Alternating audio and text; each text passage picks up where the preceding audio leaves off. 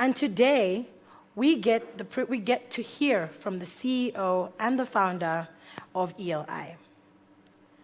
Gary Schoeniger is an author and an entrepreneur who has emerged as an internationally recognized thought leader in the field of entrepreneurial education and training.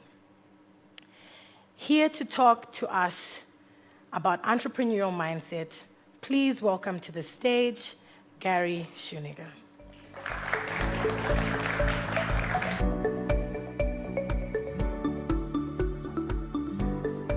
All right. How's everyone feeling this morning? Good?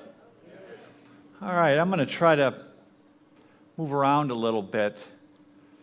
Thank you all for being here. I want to start by thanking our friends at Allen Gray for inviting me here. I want to thank my friends from E-Cubed, James Donald, Susanna, that I've been working with, and my new best friend, Josh Adler, and the people here at the African Leadership Academy. Thank you for inviting me here. I'm excited to share with you some of the things I've learned over the last 20 or 30 years about the entrepreneurial mindset. And so, I'm going to talk a little bit about some of the things that I've learned on almost a 30-year journey trying to understand a simple question, right? So, here we are, it's 2023, the world has changed in ways that now require all of us to be more innovative and entrepreneurial, to think like entrepreneurs. And I'm emphasizing this idea of thinking like entrepreneurs. Because what I mean to say is that we have to stop thinking about entrepreneurship like in a binary way. You're either going to start a business or you're going to be an employee. What I want to convince you of this morning is that everyone needs to think this way. These are the attitudes and skills that employers demand. These are the attitudes and skills the world now demands. So what I hope to convince you of in the next few minutes is to think about entrepreneurship a little differently, a little more broadly, beyond just startup, right? So I've been fascinated with these questions for more than 30 years, and the simple question is really, how do underdogs win?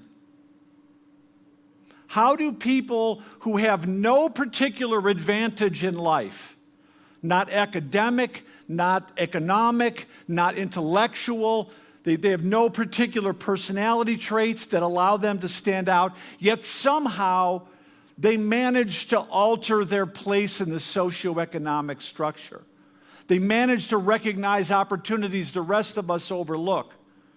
And they manage to bring their ideas to life in spite of their circumstances. How does that happen? And these questions sent me on a journey that started in 1991. And it's a journey that sent me around the world interviewing hundreds and hundreds of what I call underdog entrepreneurs. You see, I'm not really interested in the Elon Musk story or the Jeff Bezos or the Mark Zuckerbergs. I mean, that's all fine and good. I got nothing, bad to say, but most of us don't aspire to do that, right? There's a concept, it's called the apex fallacy, right? We tend to find the best in class, and then we use that to judge what an entrepreneur looks like. And it skews our thinking not only about how to be entrepreneurial, but it skews our thinking about who can be entrepreneurial. So I got a chance in 2008, I was hired by the Cisco Entrepreneur Institute in San Jose, California, to do a gap analysis on the entrepreneurship education ecosystem in North America. I've since gone all over the world, and what I mean to say is I'm not coming here with an American story. I'm coming here with a human story. But nevertheless, my journey began in San Jose, California with the Cisco Entrepreneur Institute. They asked me to do a gap analysis on the entrepreneurship education ecosystem in North America. And I quickly found that the way that entrepreneurship is being characterized in the classroom is largely divorced from what a typical entrepreneur is actually doing. Now, this may come as a surprise to you, may not, but for example, they're not writing business plans. They're not doing formal market research. They don't have access to venture capital. In fact, they don't even have good ideas when they begin. What we found in the research is that, the venture-backed high-growth entrepreneurs are a tiny, tiny, infinitesimal fraction of the whole entrepreneurial ecosystem, right? The typical business in the U.S. is started with a couple $100 by an inexperienced entrepreneur. I'll go a little further. What we also found is that even large established companies like Hewlett-Packard, Microsoft, Walmart are created by inexperienced, unknown entrepreneurs who aren't writing business plans. They're not doing market research. They don't even have experience in their chosen field. And so we look at these entrepreneurs, and it's a mystery to us. How does this happen? How does an inexperienced, unfunded entrepreneur take an unrecognizable idea and turn it into something meaningful, sustainable, something that creates value in the community, something that creates value for the entrepreneur? How does that happen? These are the questions I've been trying to answer for 30 years. And I should tell you, not only am I not really interested in Elon Musk stories, but I'm not really thinking of entrepreneurship as a business discipline. Right? I don't think of it like that. I've kind of gone about this like an anthropologist. I think of it as a behavioral phenomenon rather than a business discipline. So maybe another way to think about that is like this. Adam Smith said this in 1776 in The Wealth of Nations. We all live by exchanging useful things with each other, right? Y'all understand that? So the question, and what Smith said is so we're all merchants in some sense, right? So the question you all ought to be asking yourselves is, what is the useful thing that you exchange? And with whom are you exchanging it? What is the mechanism by which you learn how to make yourself useful to other humans? Is it other-directed or is it self-directed? And more importantly, the question we should all be asking ourselves is, what's preventing us from making ourselves more useful to more humans? So, I want to share this. The world has changed. Let me get back on track here. How many of you read Thomas Friedman's book, Thank You for Being Late? Anyone read that book? It's about, 7 or 8 years old by now. He had an interesting conversation in that he describes in the book with Astro Teller, Eric Teller. His nickname is Astro. He's the head of Google X Research, which means he's a really smart guy. And he sat down, he wrote this on a napkin, right? He said, look, the rate of technological advancement accelerates over time. So if you're born in the 10th century and you fall asleep and wake up in the 13th century, the people have changed, but no technological advancements really occurred, right? But then we have the Enlightenment, we have these things, these periods of invention and so forth, and it starts to accelerate. And they build on each other. You've heard of Moore's Law, right? It starts to snowball. There's the technological advance rate. Here's the problem, right? The human ability to adapt is a slope. It doesn't accelerate like that.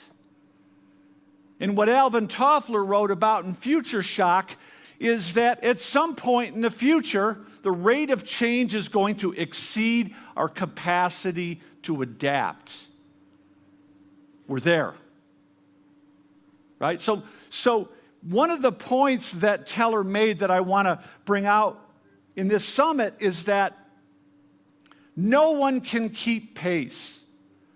I don't care how smart you are. I don't care what your academic achievement scores are. I don't care what field you're in. No one can keep pace. So just exhale. Breathe. Right?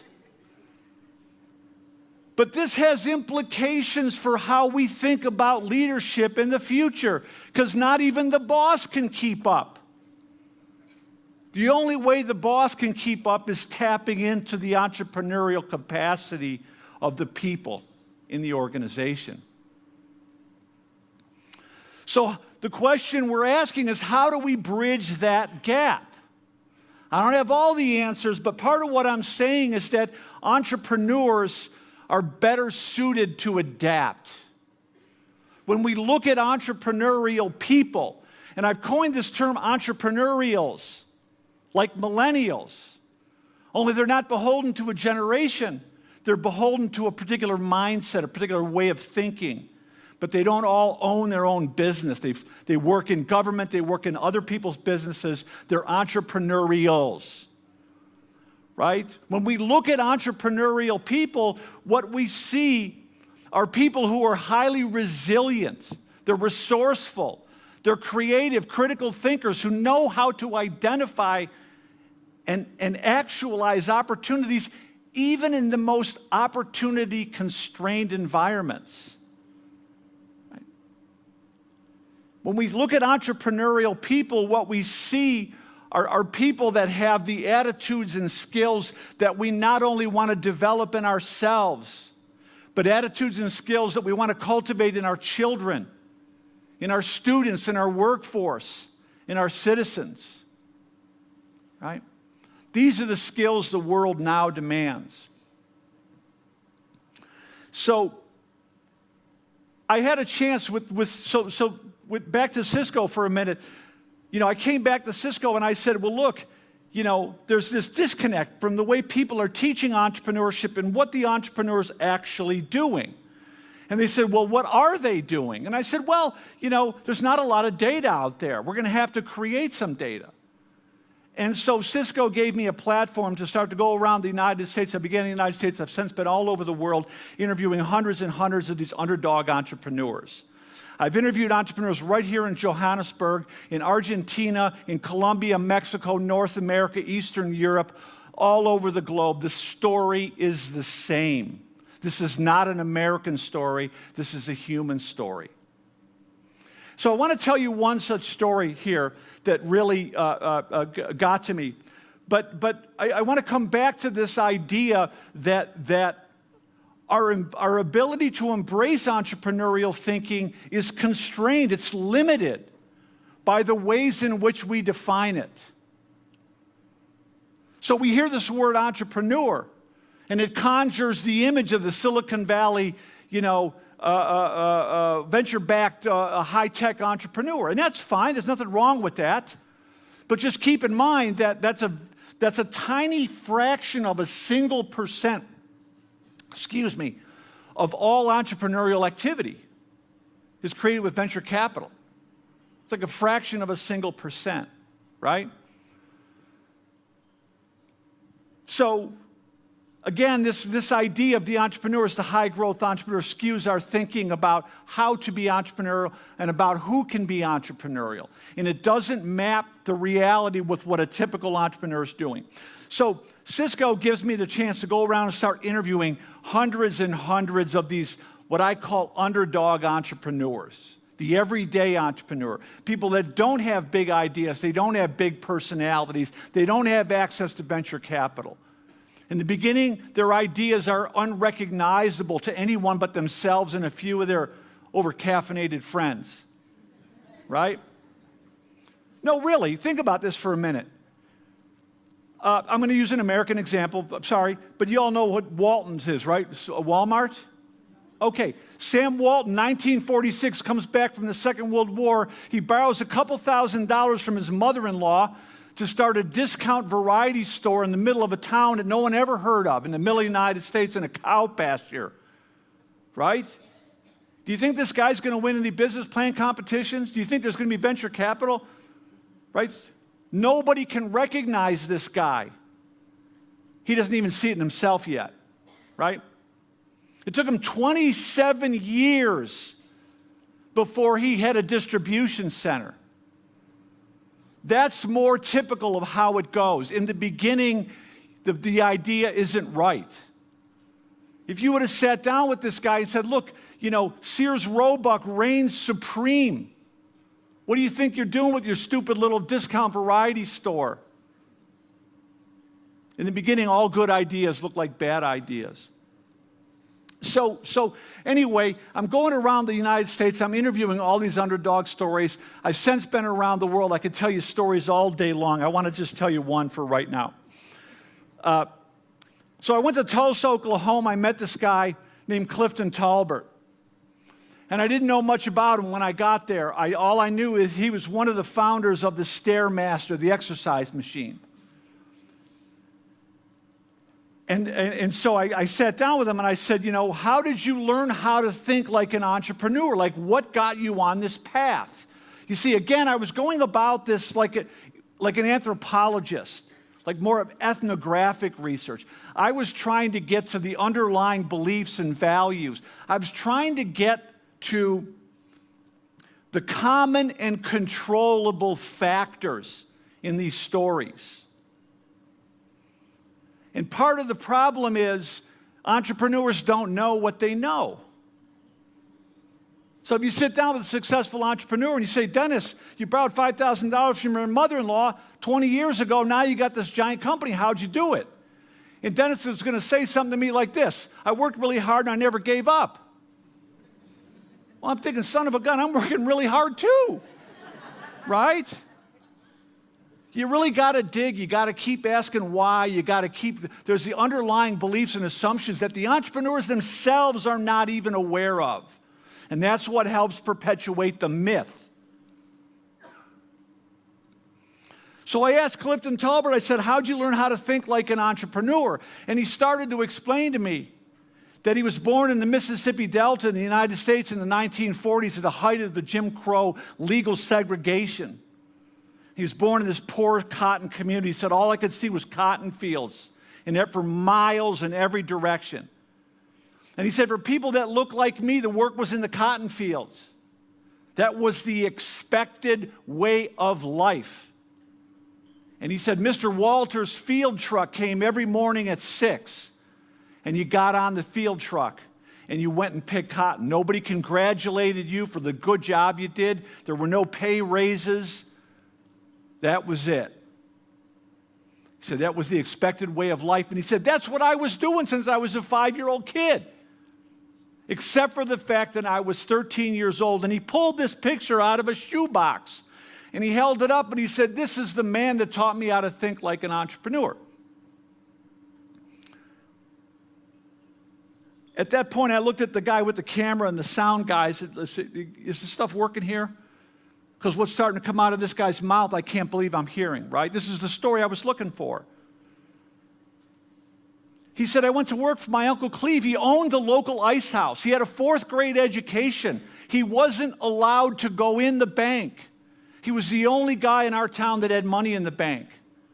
Not only did he own the local ice house, he owned rental property. He fixed cars. He sold coal and firewood in the colder months in the winter, right? He wasn't wearing his money on his sleeve. And so Clifton started to tell me this story from the perspective of a 13-year-old boy. He said, there was something different about my uncle. And I watched him every 2 weeks. We went to the bank, and he took all the money to the bank. They wouldn't let us come in the front door. We had to go in the back door. But he put his money in the bank. And so Clifton and I, a couple of years later, Clifton and I collaborated and wrote a book called Who Owns the Ice House? 8 Life Lessons from an Unlikely Entrepreneur, which are 8 life lessons I distilled from hundreds and hundreds of entrepreneurs. And that became the basis for a curriculum and a teacher training program that's now gone all over the world. Been recognized by the Vatican. It's been recognized by the United Nations European Commission. Thousands of educators have been trained in this around the world. And we're just getting started. I just wanted to kind of tell you a little bit about the Ice House story. But here's some things that I've learned from this journey, and I want to start with this idea of the banality of heroism. Social psychology tells us that we know how to create conditions where good people will do bad things, right? There's a guy named Philip Zimbardo at Stanford University called the Stanford Prison Experiments. I'm not sure if you ever heard of him. But he went in the basement of a psychology building at Stanford in the early 1970s, and he made simulated prison cells. And he got 24 volunteers, just average college kids. And he randomly selected half of them to be guards and half of them to be prisoners. And he had to stop the experiment prematurely because within 5 days, the students that were randomly selected to be guards became so sadistic to the students that were randomly selected to be prisoners that they had to stop. The political psychologist Hannah Arendt went on to write about the banality of evil. And some of you might be familiar with that literature as well. But what Zimbardo has now shown is that we also know how to create the conditions where we can get ordinary people to do extraordinary things. That's what my interest lies in how we do that. And in this journey around the world, I've now interviewed 500 or 600 underdog entrepreneurs. I have seen a side of humanity that very few human beings have seen. It's kind of like the overview effect. When an astronaut sees Earth from outer space, he realizes the insanity of political fighting and wars and famine, and they cease to become astronauts and they become involved in some sort of humanitarian effort. That's what I've seen. I've seen the extraordinary ability of ordinary people again and again and again. So, in trying to understand this phenomenon, it comes down, it's like there's a simple secret and it's hiding in plain sight. There is a vast reservoir of untapped human potential. It's in our children, it's in our students, it's in our organizations, it's in our communities, it's in this room. And we can't get to it through conventional means. We can't get to it with the same thinking we used 50 years ago. So, after interviewing all these entrepreneurs, I began to realize that entrepreneurship needs a new definition.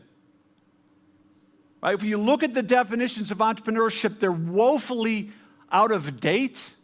Like 250 years out of date. They're misleading. You know, you look up the word entrepreneur in a dictionary, it's going to tell you somebody who takes a risk in exchange for a profit. I've not seen that yet. Almost every entrepreneur I've interviewed had a purpose-driven component to their work. What I found is that meaning and prosperity are the magic cocktail. Without the meaning, they don't tap into the potency. And so I put a new definition of entrepreneurship as the self-directed pursuit of opportunity to create value for others. And by creating value for others, we can empower ourselves. Now, anyone can embrace this definition. You can have the most basic job, or you can set out to change the world. And this is what I've observed in the entrepreneur. They're operating the sort of the genesis of the behavior comes from this underlying assumption of which the entrepreneurs themselves are largely unaware. And that assumption is basically, it's up to me to figure out how to make myself useful to other humans. And the more useful I become, the better off I'm going to be.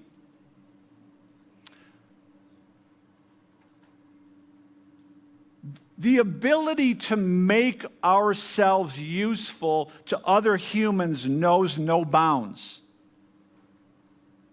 And it's a source of empowerment that is available to anyone.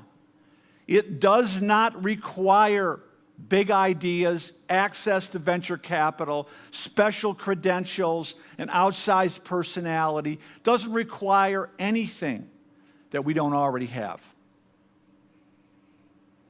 And it empowers us in two ways. We all understand the economic impact of entrepreneurship. That's not controversial. That's well understood.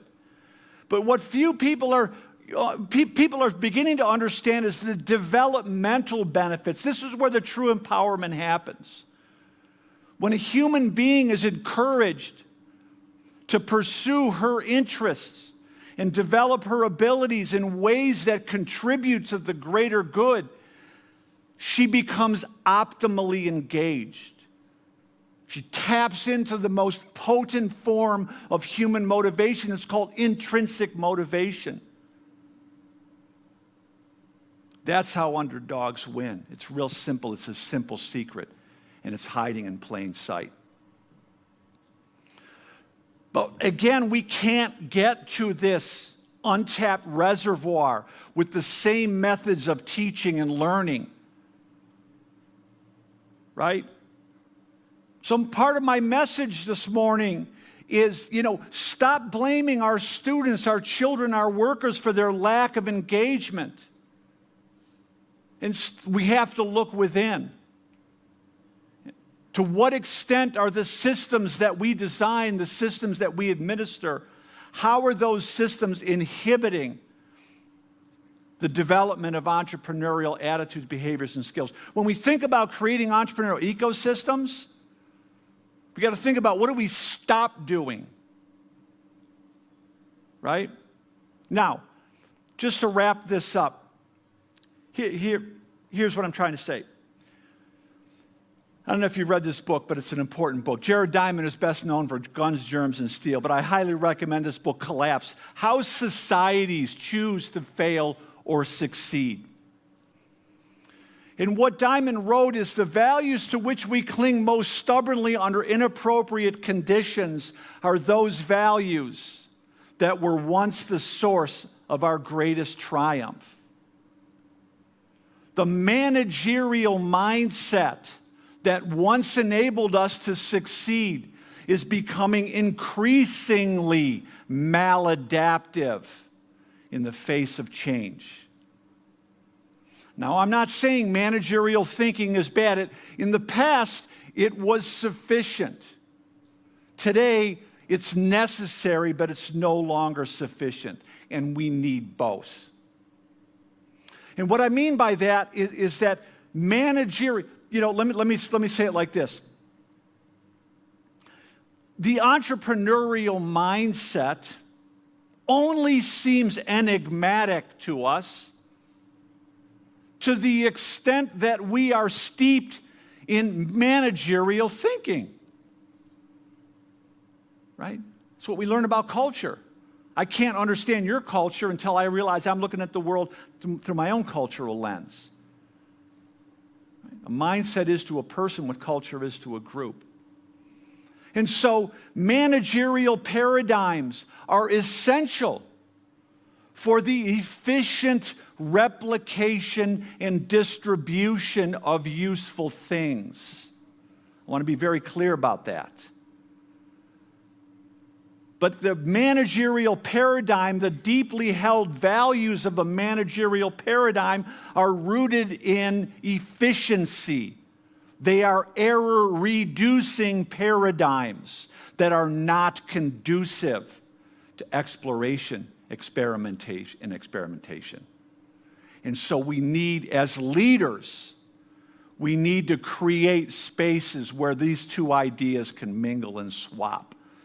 The secret to success in the future is to know which situation you're in so you know which rules to apply. As the Harvard scholar Ronald Heifetz said, the greatest failure of leadership is to treat an adaptive challenge as if it were a technical problem. So I'm just going to close with a simple idea, and this is from my new book called Mindset 2.0. And I'm borrowing it from a parable from a famous Kenyan college commencement address from the philosopher David Foster Wallace, in which he told the parable about the two young fish swimming along. And they pass an older fish. And as they pass, the older fish nods and says, "Good morning, fellas, how's the water?" And the two young fish just keep swimming along until one of them looks at the other one and says, "What the hell is water?" Right? The entrepreneurial mindset only seems enigmatic or mysterious to us to the extent that we are steeped in managerial thinking. So as leaders, let's stop asking students what they want to be when they grow up, and let's start asking them what problems they want to solve and what do they need to learn in order to solve those problems. Thank you.